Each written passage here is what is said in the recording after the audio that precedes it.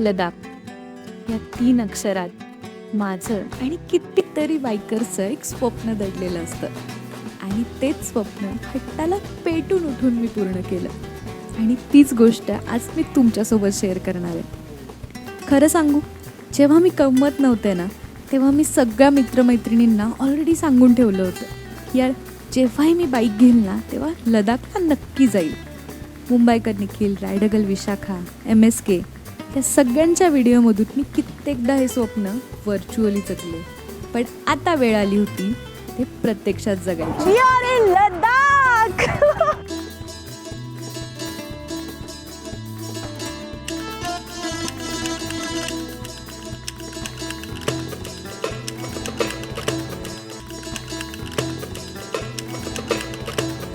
हाय, hello, नमस्कार आणि good morning. तर काल खूप उशीर झालेला आणि थकायला पण झालेलं, सो मी ब्लॉग नाही केला रात्री.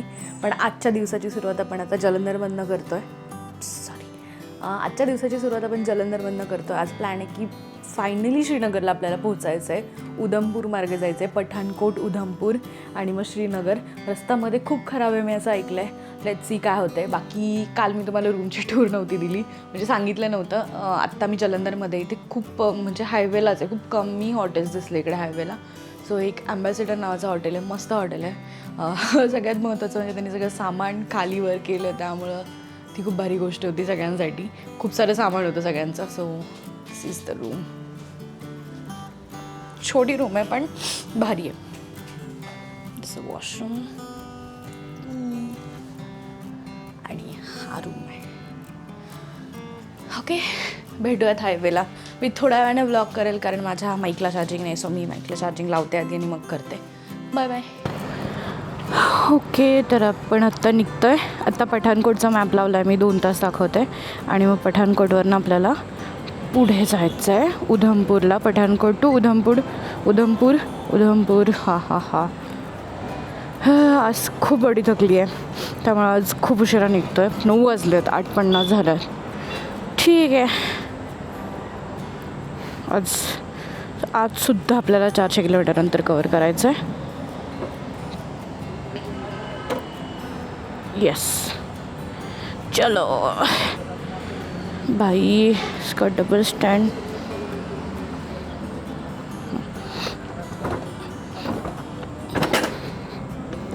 फक.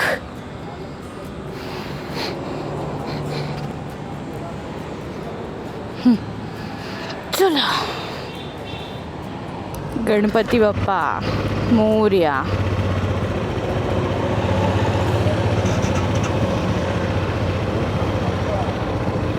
मोरया.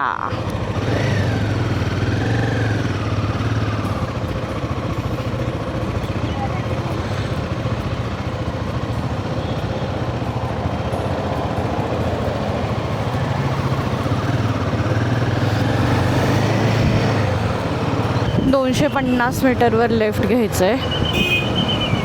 डेंजर विचारतं, डेंजर चालवतात ना इथली लोक. त्याच्यासाठी ना ह्यावेळेस हायवेच्या बाजूला राहिलेलो, नाही तर आतमध्ये गेलं असताना तासभर तर बाहेर यायलाच लागला असता. भयंकर चालवतात. हो, अरे लेफ्ट आहे. हो, लेफ्ट. लडाख राईडचा आजचा 5वा दिवस आणि आजचा दिवस आमच्या सगळ्यांसाठीच खूप स्पेशल होता, कारण आजचं डेस्टिनेशन होतं श्रीनगर. सकाळी 9 वाजता आम्ही जलंधरमधून राईड स्टार्ट केली. आजचं टार्गेट होतं 421 किलोमीटर आणि आज डोक्यात एकच विचार होता, आज काहीही होऊ देत, श्रीनगर गाठायचंच. बसल का?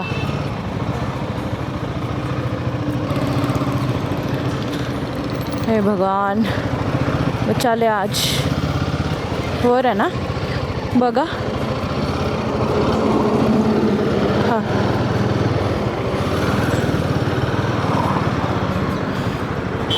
माझी तर आली, पण बाकीच्या लोडेड गाड्या आहेत. पंजाबमध्ये आम्ही मस्त राईड एन्जॉय करत होतो आणि आता अजून थोड्याच वेळात जम्मूमध्ये एंट्री करणार होतो. पण अजून एक गोष्ट बदलली नव्हती, ती म्हणजे 40 डिग्रीचा उकाडा. इतके दिवस ज्या उन्हाशी आम्ही लढत होतो त्याची आता सवय जरी झाली असली तरी कंटाळवाणं झालं होतं. पण हा रस्ता काय सांगू, लांबच लांब स्मूथ हायवे आणि दोन्ही बाजूला हिरवळ. कधी कधी ना डेस्टिनेशनपेक्षा रस्ता जास्त सुंदर असतो आणि आज तसंच वाटत होतं आणि त्यात मनात एकच विचार सुरू होता, तो म्हणजे बस यार आता जम्मू गाठायचंय आणि मग सुरू होणार होता आपल्या स्वप्नातला लडाख राईडचा खरा प्रवास. आपण आत्ता ना पठाणकोटमध्ये आलो आहे. भाई साहब, ते कसलं वाटतंय नदीचं. हे माझ्या लेफ्ट आणि राईट साईडला जे पठाणकोट आहे, तर पठाणकोटमधून जाणार आहे. पठाणकोट बऱ्यापैकी फेमस आहे, बऱ्यापैकी ऐकलं असेल सगळ्यांनी मूवीजमध्ये वगैरे. खूप मोठं आहे पण पठाणकोट, खूप म्हणजे खूप मोठं आहे, एकदम गर्दीचं ठिकाण आहे. बायपास पाहिजे आपल्याला, बायपास तर नाही आहे इसमें. पठाणकोट नंतर थोडासा चांगला रस्ता आहे, म्हणजे जलंधरपासून पठाणकोटपर्यंत भारीवाला रस्ता होता, एकदम भारी. पण आता आपल्याला पुढे खराब रस्ता लागणार आहे, असं मी मॅपवर दाखवतो आहे. तसं वेळ जास्त दाखवतो म्हणजे रस्ता खराब आहे, छोटा आहे आणि खराब आहे. क्या कर रहे हो भैया, क्या कर रहे हो, जाने दो. अलग स्वॅग असतं ट्रक.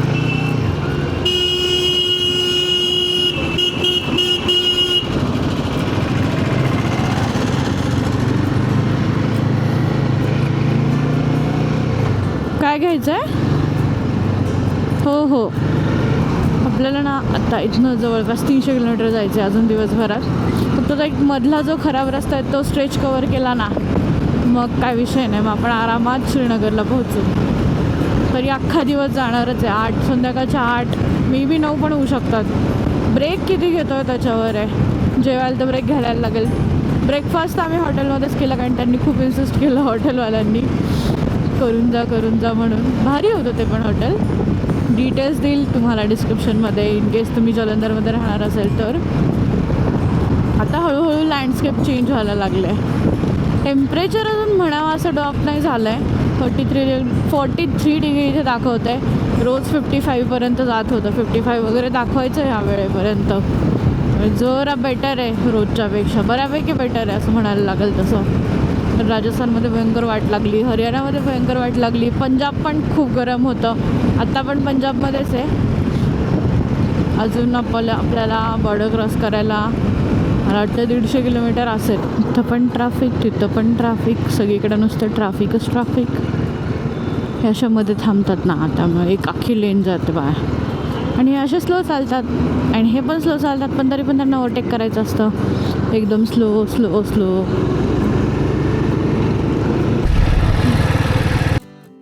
त्यांना जाऊ दे. आत्ता आपण JNKमध्ये एंटर करतो आहे.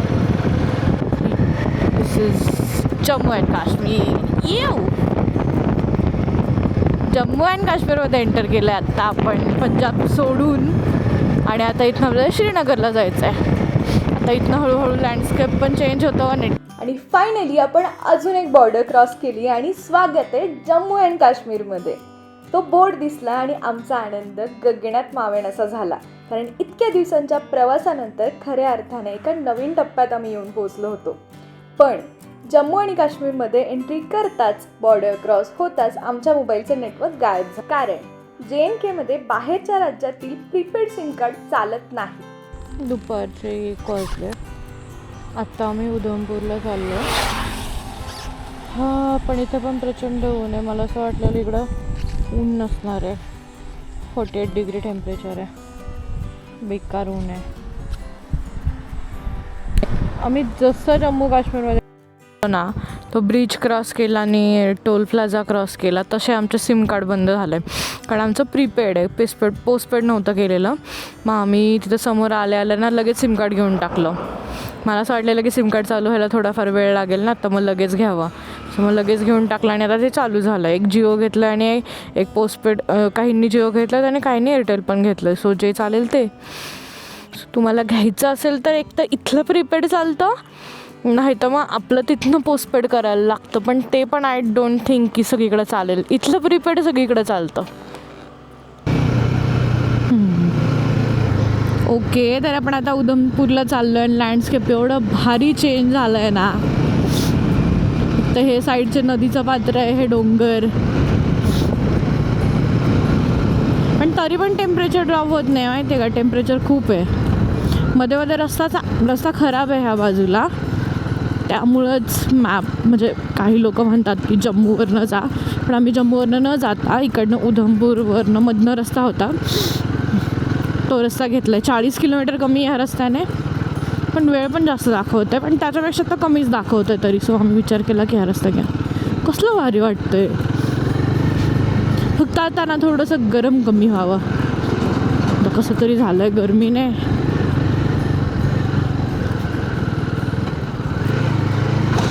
हां, मध्ये मध्ये जरा खराबच आहे. हे गाई का म्हशी आहेत तिथं. खाली घे म्हटलं तर बिचाराने खरंच घेतली खाली गाडी. इकडच्या बस वेगळ्याच आहेत. अभीच आने लगा है लद्दाख वाला फील, मस्त लगने लगा है. मध्ये मध्ये खराब आहे, बाकी चांगला आहे रस्ता हा. भारी वाटतंय पण असं विरान जागा बघून बघून कंटाळा आलेला ना. पंजाबमध्ये तर नुसती शेतीच होती लांब लांबपर्यंत. बाकी आम्ही ना आता आमचे सिम अपडेट केले. आमचे सिम बंद झाले होते. जसं आम्ही क्रॉस केला तो पूल, म्हणजे जम्मू काश्मीरच्या बॉर्डरवर आलो आणि आतमध्ये आलो, तेव्हा आमचे सिम बंद झाले. तर आम्हाला ना पुढे आल्यावर लगेच 1-3-4 किलोमीटरवर सिम कार्डवाला दिसला दुकान. तर मग आम्ही सिम घेऊन टाकले. मला वाटलं वेळ लागेल ना चालू व्हायला, तर मग आधीच घ्यावं, पण नाही, तर लगेच इन्स्टंट चालू झालं. आणि आम्ही प्रीपेडच घेतलेत, कारण त्यांचं असं म्हणणं होतं की प्रीपेड चालतात इथे आणि लडाखमध्ये पण चालतील जर तुम्ही जम्मू आणि काश्मीरमधनं घेत असाल तर. सो डोंट थिंक काही प्रॉब्लेम येईल. वाव, हे वेगळंच काहीतरी आहे. असे डोंगर मी पहिल्यांदा बघितलेत.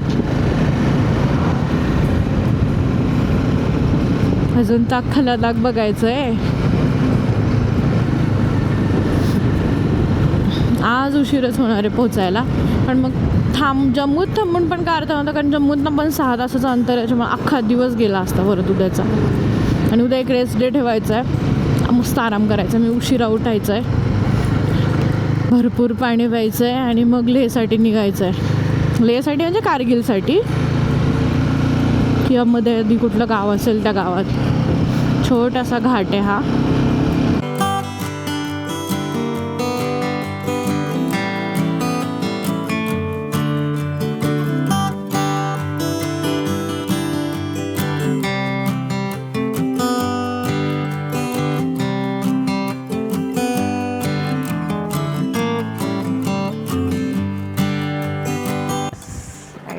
कसं दिसतंय. आम्ही आत्ता उधमपूरला चालू होतं, छोट्याशा ढाब्यावर थांबलं आहे आणि हे जेवण आहे.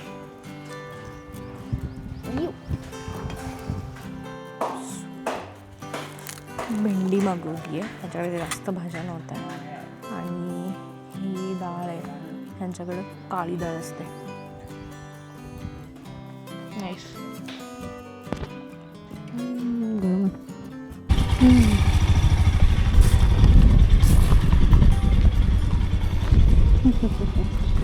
इधर आओ, आओ.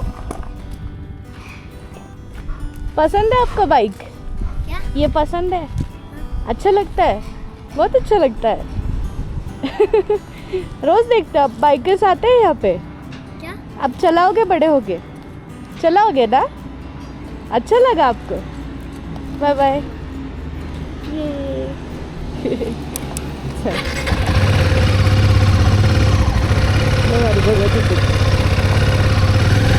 आओगे? चलो.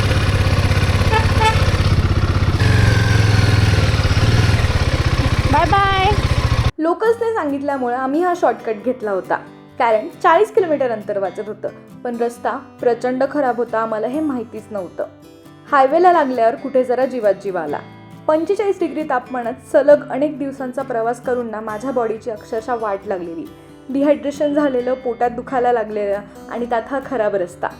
प्रत्येक किलोमीटर पार करणं आता माझ्यासाठी चॅलेंज झालं होतं, पण थांबायचं नव्हतं आपल्याला. ओके, आता आपण ना चेनानी टनलमध्ये एंट्री करतोय. थोड्या वेळ थांबलेलो आम्ही, फोटोज काढले आणि जरा पाणी पिलं. Hydration is important. केवढ्या ट्रक्स आहेत इथं, भारी वाटतंय पण. ओ हो हो हो. ओके, ओके 50चं स्पीड लिमिट आहे. मस्त वाटतंय. Shyam Prasad Mukherjee tunnel, doctor Shyam Prasad Mukherjee tunnel, पहिला टनल आहे आपला. येऊ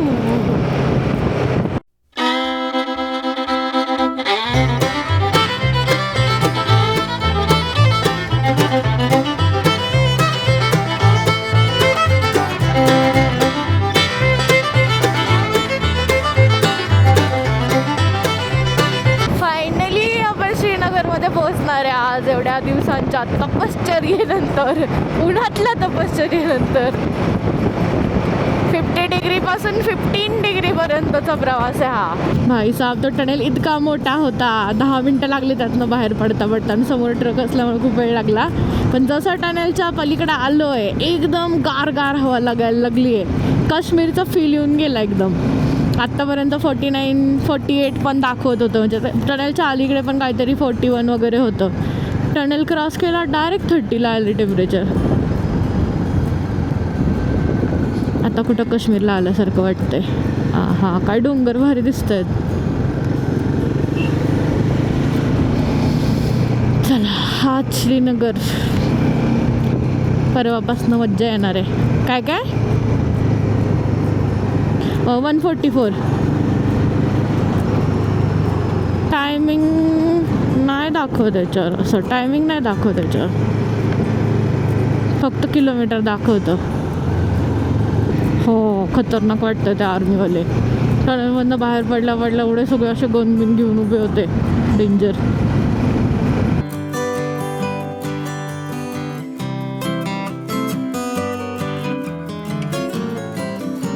हिवाळ्यामध्ये हे इकडं सगळीकडं स्नो असणार आहे.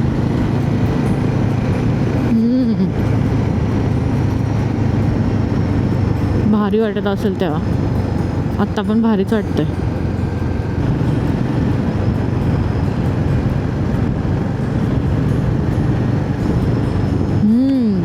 खतरनाक फील येऊन गेला पण काश्मीरचा, है ना. मी तर भाई याच्यात सुद्धा खुश आहे. बास, काय पाहिजे यार आयुष्यात अजून. ओके, बघायचंच आहे. उद्या बघू, फेरफटका मारू जरा जवळपास. मस्त मस्त. खतरनाक. कष्टाचं फळ मिळाल्यासारखं वाटतं असं दिसल्यावर. पण आपल्या घरचे लहानपणी म्हणायचे, ज्याला करायचंय तो कसंही करतो. ते आता कळायला लागले. अभ्यासाच्या बाबतीत म्हणायचे ना, ज्याला करायचं ते कसंही करतो. आता मला फिरण्याच्या बाबतीत वाटतंय, ज्याला करायचंय, ज्याला फिरायचंय तो कसाही फिरतो. आता तर आधी एव्हरेस्ट बेस कॅम्प करायचा बाबा. ते टार्गेट आहे नेक्स्ट इयरचं. एकदा लडाख झालं की भरून पावते. काय पाहिजे भाई. ते पण पुणे लडाख पुणे. याच्यापेक्षा मोठं स्वप्न काय असू शकतं एखादा बाईकरचं. यात जे सॅटिस्फॅक्शन आहे ते कशातच नाही आहे. ट्रेनमध्ये गाड्या म्हणजे पार्सल केल्या असत्या, ट्रेनमधनं आलो असं गाड्या पार्सल केल्या असत्या तर अशी वाईब नसती आली. आता कसं जुनून वाटतंय आणि सॅटिस्फॅक्शन वाटतंय. हो, ते घाटात हे ब्रेक फेल होऊन जातो ना.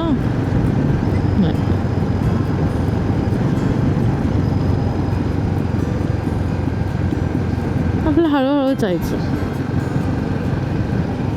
ओके, जरा वेगळाच वाटला हा टनल मला म्हणून रेकॉर्ड करते. छोटाच असेल बहुतेक. दोन्ही बाजूने गाड्या आहेत.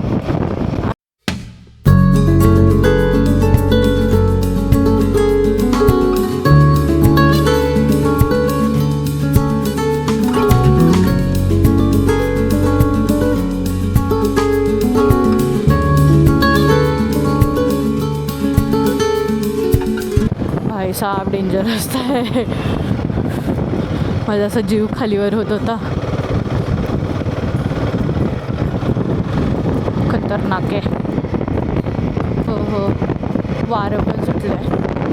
एकदम व्हॅली आहे खाली. सिंगल लेन रोड आहे.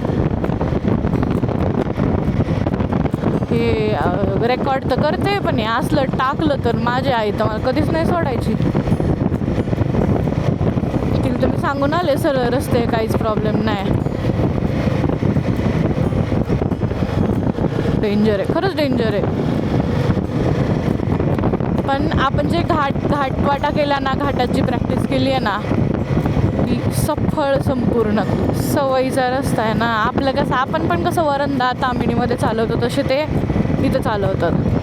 नजर मिलेली असती, रस्ते हाताखालनं गेलेले असतात, माहिती राहतं ना रस्ते कसे आहेत.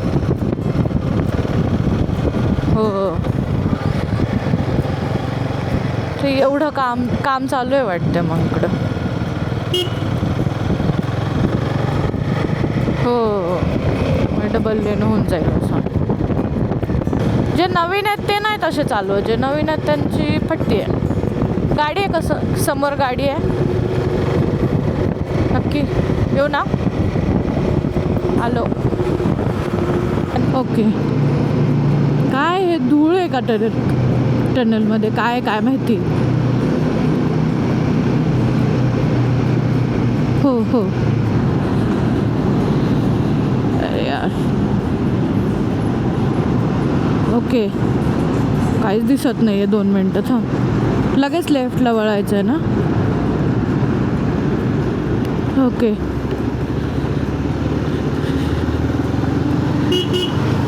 हो.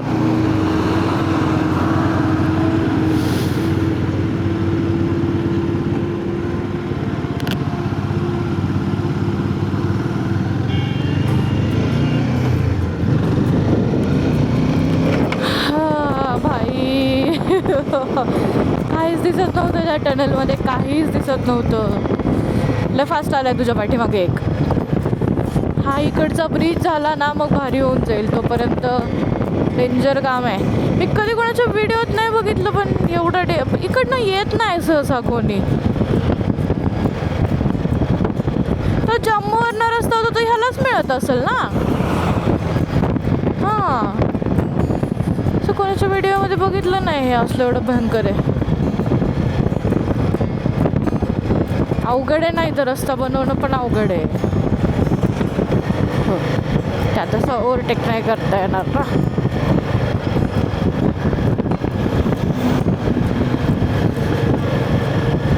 अठरा डिग्री झालं यार, अचानक टेम्परेचर ड्रॉप झालं. अजून 70 किलोमीटर बाकी आहे आणि रात्रीचे 8:30 वाजलेत. ड्रॉप खूप आहे त्या बाजूला, की 10 वाजणार आहे. अजून जाऊन स्टे शोधायचा. श्रीनगरला पोहोचायला आम्हाला अक्षरशः रात्र झाली. रस्ता खराब असल्यामुळे आणि वळणावळणाचा असल्यामुळे अंतरच कव्हर नाही झालं. सुरुवातीला थोडीशी भीती वाटली, पण नंतर पुढे गेल्यावर एक गोष्ट पाहिली आणि अक्षरशः जीवात जीव आला. ती म्हणजे रस्त्याच्या दोन्ही बाजूला 1-1 किलोमीटरवर इंडियन आर्मी उभी होती आणि क्षणात जाणवलं की आपण किती सुरक्षित आहोत. आणि फायनली रात्री 10 वाजता आम्ही श्रीनगरला पोहोचलो आणि दुसऱ्या दिवशी आम्ही श्रीनगर एक्सप्लोर केलं. हॅलो, तर आपल्या आजचा पुणे-लडाख-पुणेचा हा 6वा दिवस आहे. 5व्या दिवशी आम्ही श्रीनगरला पोहोचलो आणि आज रेस्ट डे ठेवला आहे, कारण खूप थकायला झालेलं. 5 दिवस सलग उन्हात गाडी चालवतो. आत्तापर्यंत कडक ऊन होतं, जवळपास 50 डिग्रीपर्यंत टेम्परेचर गेलं. अच्छा अच्छा, हां, महादेव. अच्छा अच्छा, अच्छा कर रहे हैं. अच्छा,